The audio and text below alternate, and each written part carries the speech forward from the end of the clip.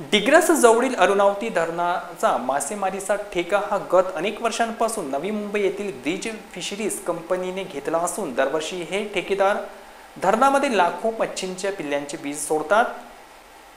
यामध्ये रोहू, कतला, झिंगा व अनेक प्रकारच्या माशांचा पिल्लांचे बीज सोडून त्यांचे संरक्षण करून त्यांना मोठे करतात। त्यानंतर मासेमारी करून ते माल निर्यात करतात।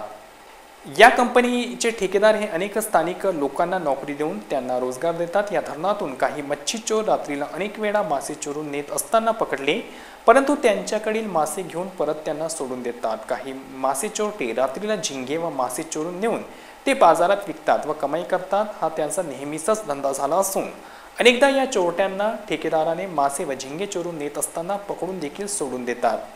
त्यानंतरही मासे चोर ठेकेदारांसोबत भांडणे व दादागिरी करतात। अशा अनेक घटना घडल्या।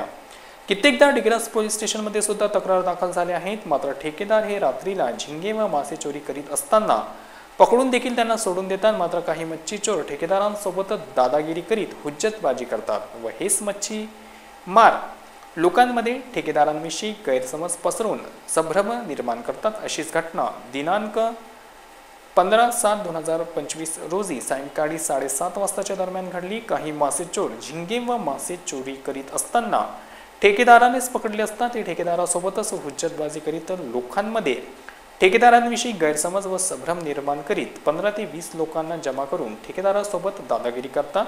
तसेच त्यांच्याविषयी लोकांमध्ये गैरसमज निर्माण करतात आणि मच्छी चोर मासे चोरून दिवसाला 800 ते 1000 ते 1500 ते 2000 रुपयापर्यंत मजुरी मिळवत असल्याची कबुली देतात। त्यामुळे त्यांना रोज मजुरीपासून वंचित ठेवत नाहीत, परंतु काही लोक आपल्या फायद्यासाठी ठेकेदाराविरुद्ध बोलून मच्छीमार शिकाऱ्यांना भडकावून देतात व गैरसमज पसरवतात। अशा लोकांपासून सावध राहण्याचे आवाहन अरुणावती धरण ब्रिज फिशरीज कंपनीचे ठेकेदार यांनी केले आहे। राजू अंकुश मेंढरे, राहणार उकळी, तालुका डिग्रस, जिल्हा यवतमाळ। तरी मच्छी पकडत असतो आम्ही रोज। आम्हाला 800, 1000, 1500, 2000पर्यंत मजुरी पडते।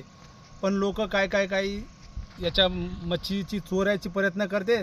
कधी काही वेळा सोडला आम्ही धरून त्याला तरी ऐकायला तयार राहत नाही। तर कधी ठेकेदारावर काय करते ते लोक की बा आम्ही असं करू, आम्ही तसं करू, हे असे लोकच्या धमक्या चालू राहत असतात। परंतु आम्ही कितीक वेळेस त्याला सोडलं मच्छी पकडताना तरी ऐकून नाही राहत लोक।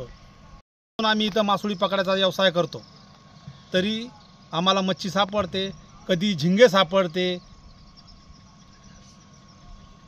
मासोळ्या पण सापडते, कधी 1500, 2000, 800 अशा मजुरी आम्हाला पडते, डेली पडते। तसं काही विषय नाही।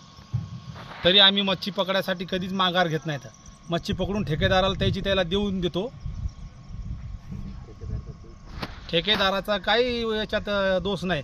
आम्हाला तिकडून आंध्रातून आणून कतला मच्छी, झिंगे ते संपूर्ण इथं आणून धरणामध्ये सोडते। 50 गाडी, 60 गाडी अशा मच्छी, झिंगा दोन्ही पण टाकते।